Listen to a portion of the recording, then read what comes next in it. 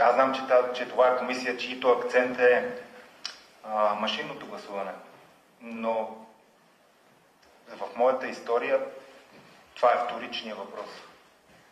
Първичният и по-важен въпрос е, и това нещо искам да си го представите поне за секунда, какво е да знаеш една цяла година, не да подозираш, а да си 100% сигурен, че всичко, което някога си писал с някой, независимо в коя платформа, че всяка една твоя снимка, всеки един чат, всеки един телефонен разговор, по всяка една платформа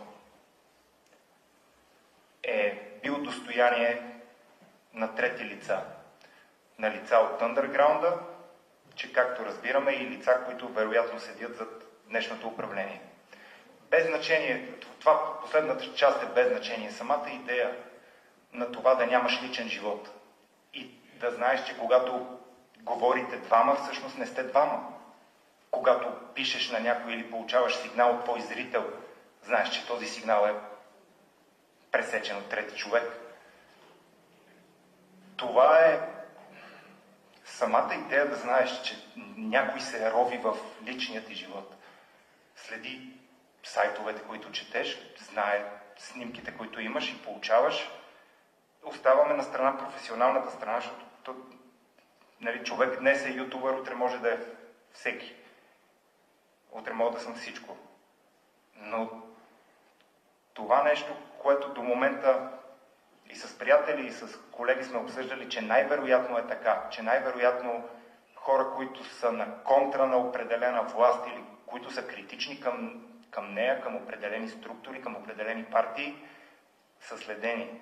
Това, което досега е било само конспирация, за мен миналата година, септември месец, стана реалност.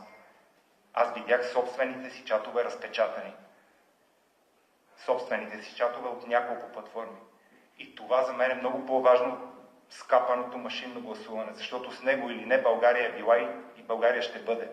70% от хората дори не ходят да гласуват така, че все им е тая машина или хартия. Но 100% от хората имат телефони, 100% от хората имат личен живот или поне се опитват.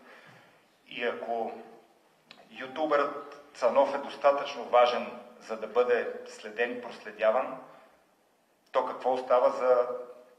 аз не съм НПО, аз не съм партия, аз не съм фирма, аз съм никой. Нека да... Господин Божанков, нека да... Това е наказателно правен или частно правен казус между двама души. Какво засяга? Нека да отговоря, господин Божанков. Моля ви, не съм да... Някой да прави внушение, че някакви лица се действат след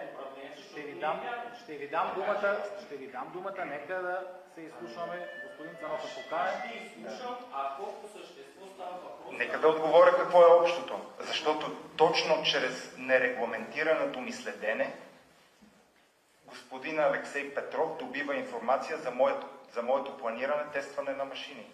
Той прониква в моя телефон и чрез проникването в личното ми интернет пространство, в личната ми комуникация, той през това проникване разбира в крайна сметка. Господин Цанов, може ли микрофона да го изключите сега, за да така? Подадохте ли сигнал в прокуратурата? Не имам въпрос. Подали ли са сигнал в прокуратурата? Имам въпрос. Подаден ли е сигнал в прокуратурата? Няма да го изключа. Подаден ли е сигнал в прокуратурата? Подаден ли е сигнал в прокуратурата? Подадохте ли се? Единственият въпрос, който стои пред вас, е подадохте ли сигнал в прокуратурата? Защото това нещо, ако е вярно, аз не казвам дали е вярно или дали не. Ние нямаме компетентност да го определим. Господин Божанков, извинявайте, ама никой не ви е дал думата, ще ви помоля да си изключите микрофона, ако обичаш. Господин Свиленски, дайте да вкараме ред в тази комисия, защото това момченци, което не е днес на училище, вероятно, и да си прави произвол в тази комисия. Извинявайте много.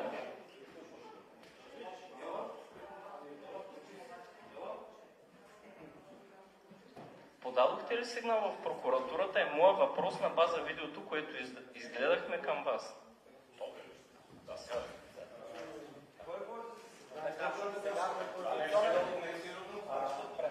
Тук, тъй като този микрофон е... Значи изгледахме видео и на база това видео имаме въпрос. Подадохте ли сигнал в прокуратурата? Така, господин Божанков, моля ви да се държите нормално, възпитано и ще ви дам думата да се сведете просто тогава, когато дойде време. Въпрос, така, добре, няма сега да получите отговор. Господин Цонев, по процедура иска да се изкаже. Заповядайте. Да.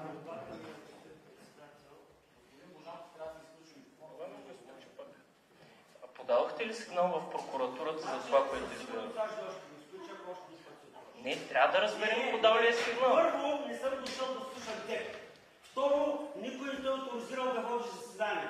Трето, Ама той председателя отказва да говори. За теб е без значение това, кой ми го чете, за мен е и за целия български народ е.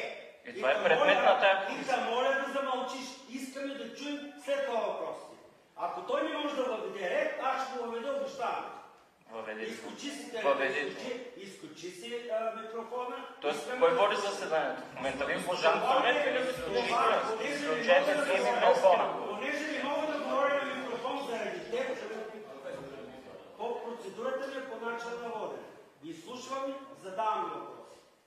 Кой когато му скимни, това не дало, това не дало. Когато свърши всичко, той дава думата да има ред. Това е процедурата. Благодаря, господин Цонев. Колеги, моля ви за наистина съобразяване с и да си уважаваме ние като народни представители, гостите, медиите и всичко, което се случва, се предава вероятно пред българското общество. Така, господин Цанов, заповядайте. Да довършите, след което ще бъдат